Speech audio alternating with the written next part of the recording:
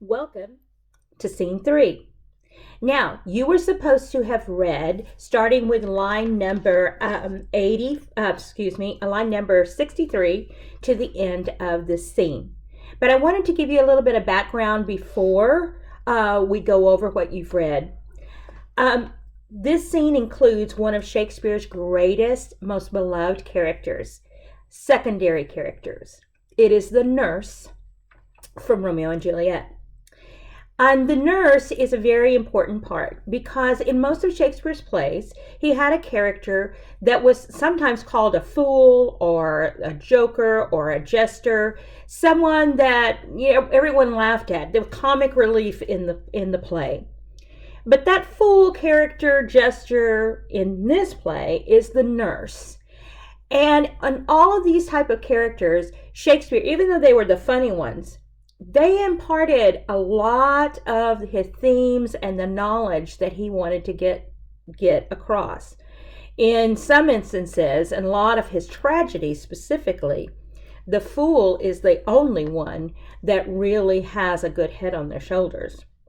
So in this, the nurse plays that role.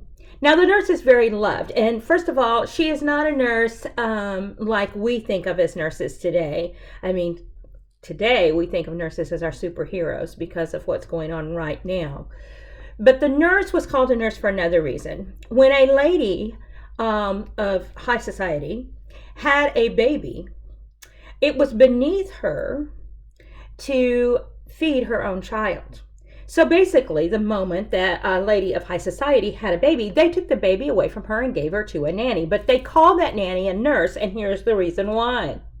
This nurse would have been a servant somehow within the household or someone that was trusted and people knew well, that was brought in, that had recently had their own child and was still, breastfeeding their own child, nursing their child. And so what they would do, they would also nurse this rich child and feed them for the mother because it was beneath her to do it herself.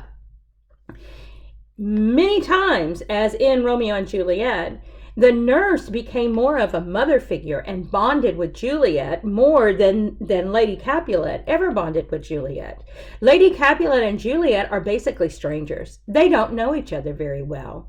The nurse becomes so important to Juliet. She is her daughter, and she thinks of her almost as a mother, even though she has a mother.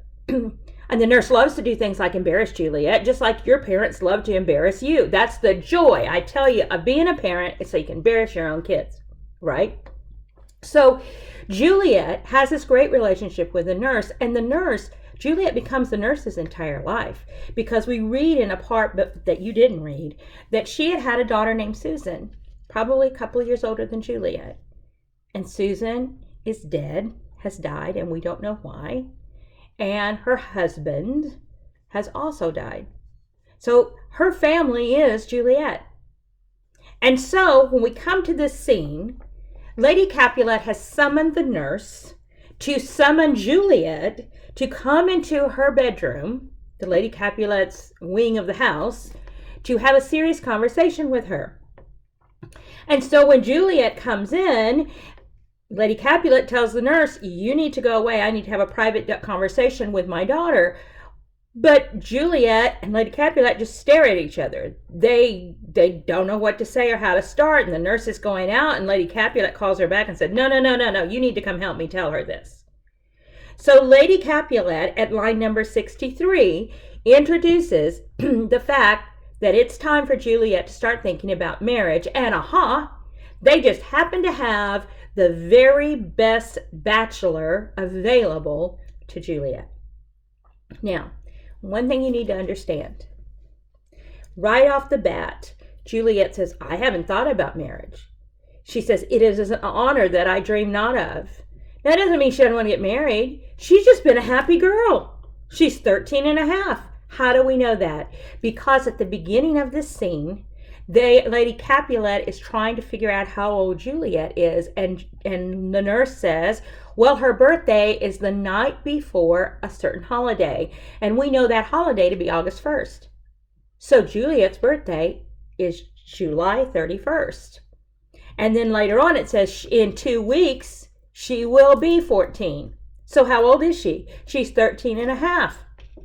And it also tells us, because it tells us right here, it makes us realize that the play is taking place in mid-July in Italy, which is the hottest time. It's also summer in Italy in July, and it's very, very hot. In fact, I stood on the floor of the Roman Colosseum, and the thermometer on my phone said 127 degrees 2 summers ago. So it gets very, very hot in July in Italy.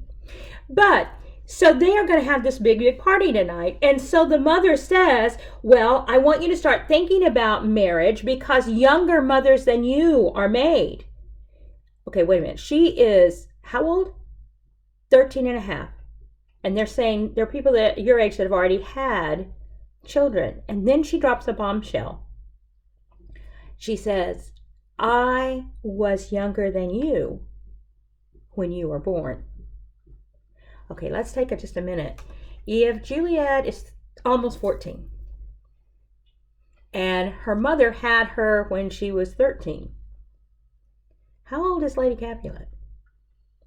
She's only 27 years old. Lord Capulet is much older than her. Okay?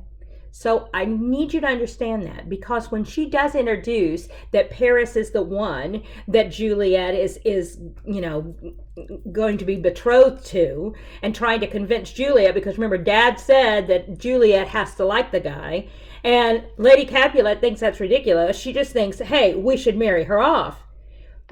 Lady Capulet is only a few years older than, in fact, closer to age maybe, to Paris than Juliet is. And she knows he's fine. And she kind of wishes it was her. Because in a way, I think, we read in the other scene, she resents that she had to get married so early to an old man, where Juliet gets to marry this gorgeous man. And so to tell Juliet how great this guy is and to make sure that Juliet makes the right decision, Lady Capulet in line number 79 starts talking about one of the best. An English teacher loves this part because it's making this incredible analogy, comparing Paris to, wait, see if you got it. What say you? Can you love the gentleman? This night you shall behold him at our feast. Read over the volume of young Paris's face, and find delight writ there with beauty's pen. Examine every married lineament, and see how one another lends content, and what obscured in this fair volume lies, find written in the margent of his eyes. This precious book of love, this unbound lover, to beautify him only lacks a cover. All right. She then goes on and says, that book in many eyes doth share the glory that in gold clasp locks in the golden story. So shall you share all that he doth possess by having him making yourself no less. She compares Paris to what?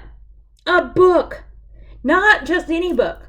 A precious, perfect book. If you go back and look in those lines, number 79 and to 94, she uses words like read over the volume of his beautiful young face. Okay, you'll see written there in a beautiful pen beautiful things about him. If you look in the margin, you can see the love in his eyes. If you look at this book, it is so perfect, it lacks one thing.